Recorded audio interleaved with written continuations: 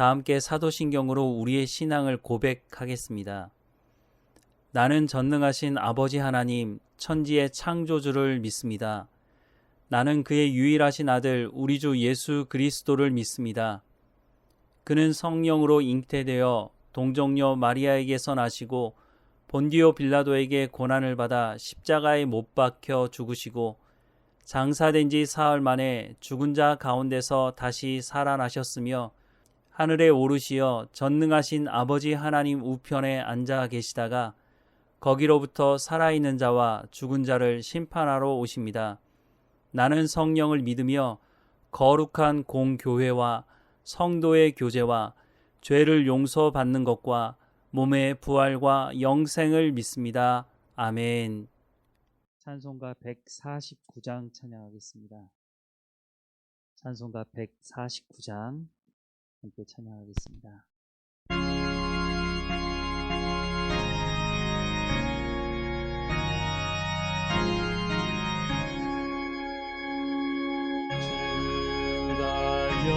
주는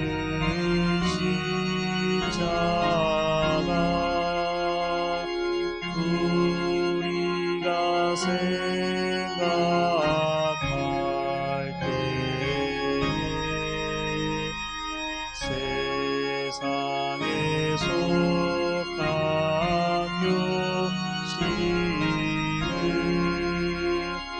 헛된 줄 알고 버리네. 죽으신 구주 밖에는 사랑을 말게 하소서. 보혈의 공로 힘입어 교만한 마음을 버리네. 못 박힌 손발보리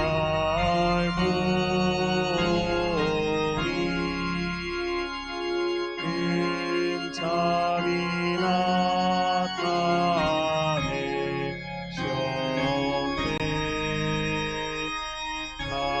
가시로 만든 연극과 우리를 위해 쓰셨네. 온 세상 만물 가져도 주의 못 따라가겠네.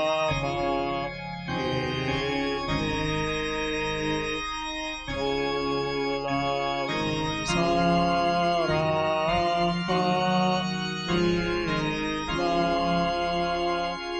몸으로 재물 삼겠네.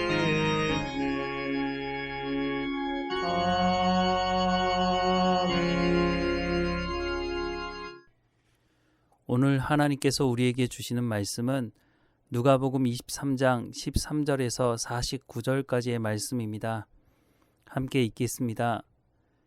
빌라도가 대제사장들과 관리들과 백성을 불러 모으고 이르되 너희가 이 사람이 백성을 미혹하는 자라 하여 내게 끌고 왔도다. 보라, 내가 너희 앞에서 신문하였을 때 너희가 고발하는 일에 대하여 이 사람에게서 죄를 찾지 못하였고 헤롯이 또한 그렇게 하여 그를 우리에게 도로 보내었도다. 보라, 그가 행한 일에는 죽일 일이 없느니라. 그러므로 때려서 놓겠노라. 무리가 일제히 소리질러 이르되 이 사람을 없이 하고 바라바를 우리에게 놓아 주소서 하니 이 바라바는 성중에서 일어난 밀당과 살인으로 말미암아 옥에 갇힌 자러라. 빌라도는 예수를 놓고자 하여 다시 그들에게 말하되 그들은 소리질러 이르되 그를 십자가에 못 박게 하소서 십자가에 못 박게 하소서 하는지라. 빌라도가 세 번째 말하되 이 사람이 무슨 악한 일을 하였느냐? 나는 그에게서 죽일 죄를 찾지 못하였나니 때려서 놓으리라 하니 그들이 큰 소리로 재촉하여 십자가에 못 박기를 구하니 그들의 소리가 이긴지라. 이에 빌라도가 그들이 구하는 대로 하기를 언도하고 그들이 요구하는 자 곧 밀단과 살인으로 말미암아 옥에 갇힌 자를 놓아주고 예수는 넘겨주어 그들의 뜻대로 하게 하니라. 그들이 예수를 끌고 갈 때에 시몬이라는 구레네 사람이 시골에서 오는 것을 붙들어 그에게 십자가를 지워 예수를 따르게 하더라. 또 백성과 및 그를 위하여 가슴을 치며 슬피 우는 여자의 큰 무리가 따라오는지라. 또 백성과 및 그를 위하여 가슴을 치며 슬피 우는 여자의 큰 무리가 따라오는지라.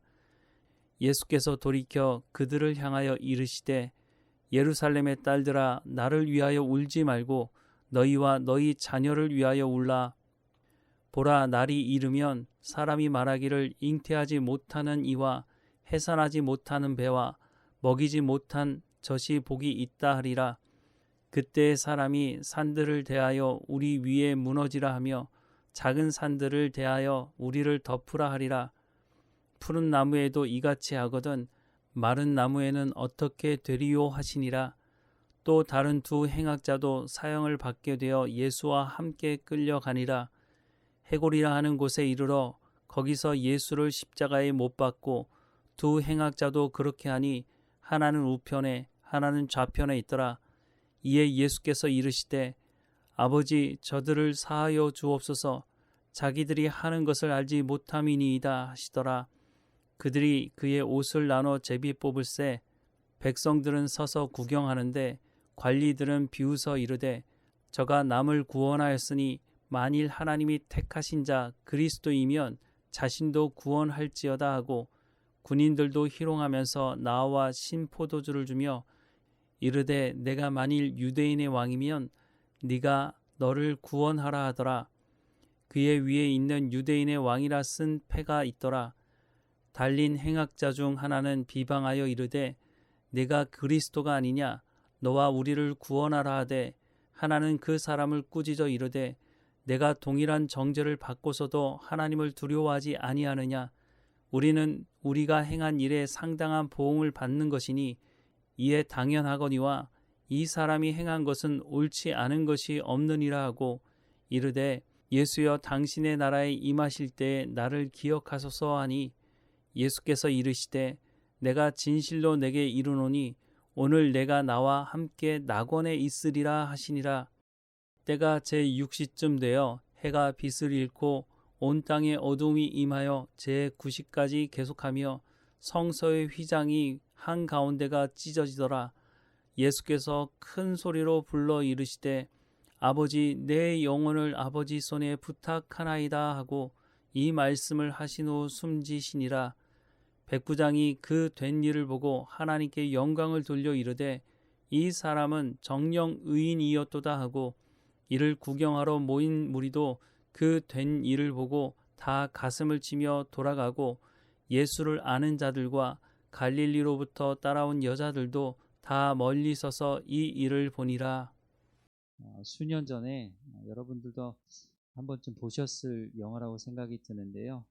패션 오브 크라이스트라고 하는 영화가 개봉돼서 많은 그리스도인들이 이 영화를 봤습니다. 예수님께서 잡히시는 저녁부터 십자가에 못 박혀 죽으시고 부활하는 것까지 그렸던 영화였습니다.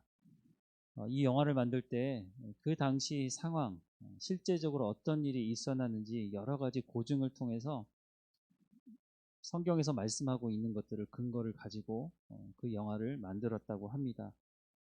그 영화를 보면서 저도 이제 성경을 보고 자료를 보면서 그래 했을 거다 이렇게 상상을 하고 추측을 하는 부분들이 있었는데 실제적으로 저렇게 되었겠구나 라는 걸 보면서 때로는 충격도 받고 정말 예수님께서 고난의 길을 가셨다고 하는 것이 우리가 그냥 상상으로만 정말 너무 힘들었겠다 이 정도 상황이 아니었다는 것을 그 영화를 통해서 다시 한번 확인할 수 있는 시간이었습니다.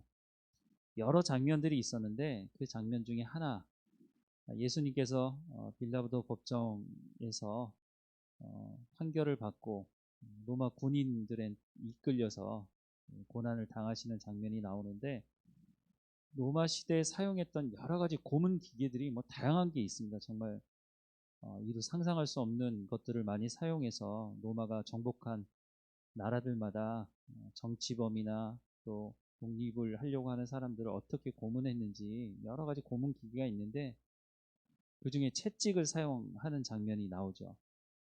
우리는 보통 채찍이라고 하면 가죽으로 만들어서 그걸로 때리고, 뭐 그것도 상당히 고통스럽죠. 사실은 한두 대 맞는 것도 아니고. 근데 그 당시에 사용했던 채찍이라고 하는 것이, 가죽 채찍의 끝부분에 이 가죽에다 뭘 달아놨냐면, 쉽게 말해서 갈고리를 달아놨는데, 그 갈고리를 사용하는 것이 돌 조각이나 뼈 조각, 쉽게 부러지지 않는 것들이죠. 그런 것들을 달아서 채찍을 사용했었습니다. 근데 그 영화에서도 이제 그런 부분을 고증을 통해서 아마 사용했던 것으로 보여지는데요.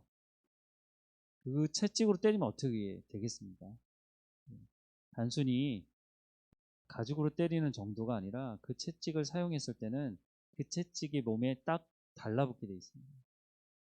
살에 박히는 거죠. 그 박힌 것을 다시 뜯어냈을 때 정말 이루 말할 수 없는 고통이 있는 것이죠. 살점이 다 떨어져 나가는 것이니까. 그런 장면들이 좀 충격적이기도 하지만 성경이 또 그렇게 말씀해 주고 있고, 예수님께서 그 고난을 다 당하신 것을 말씀해 주고 있습니다.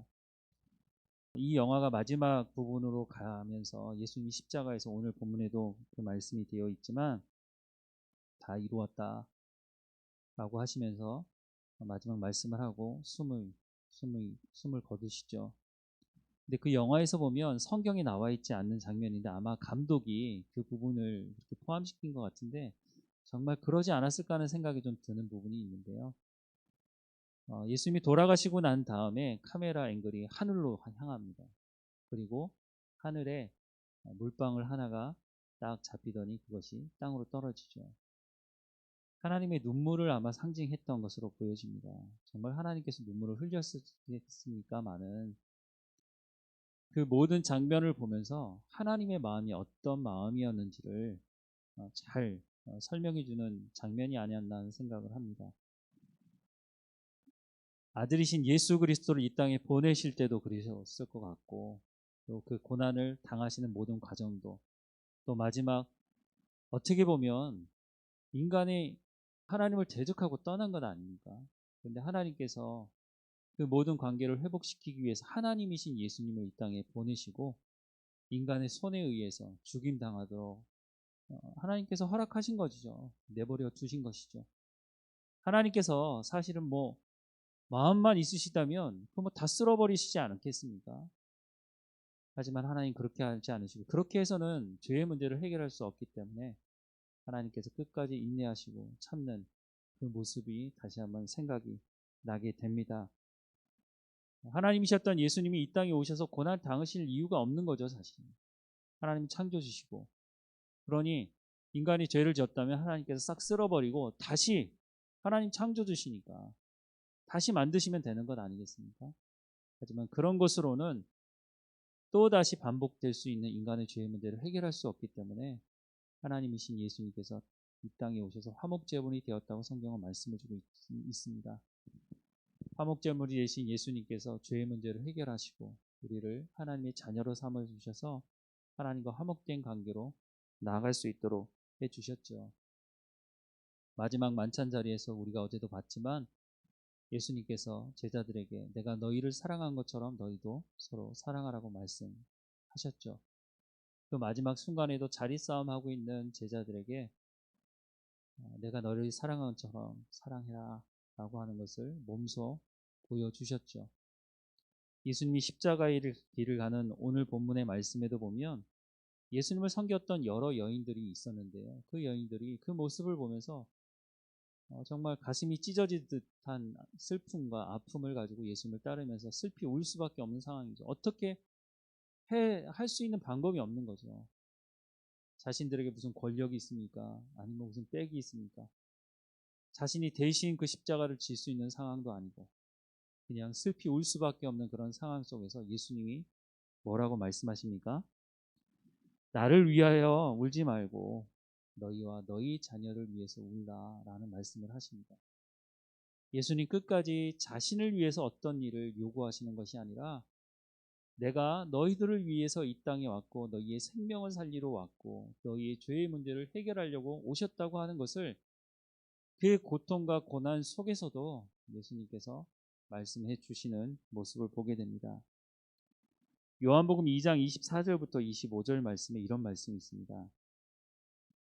예수는 그의 몸을 그에게 의탁하지 아니하셨으니 이는 친히 모든 사람을 아시며 또 사람에 대하여 누구의 증언도 받으실 필요가 없었으니 이는 그가 친히 사람 속에 있는 것을 아셨음이니라 라고 말씀을 하고 있습니다.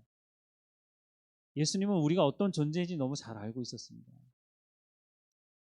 예수님이 우리 가운데 먹을 걸 주고 마실 걸 줬을 때는 와 저분이 우리 왕이 되실 거라고 그렇게 예수님을 떠받치고 왕 삼으려고 했던 그 사람들이 어느 한순간에 자기의 기대에 부합하지 못하니까 예수님을 십자가에 못 박아 죽이라고 오늘 본문에 몇 번을 언급해서 말하지 않습니까?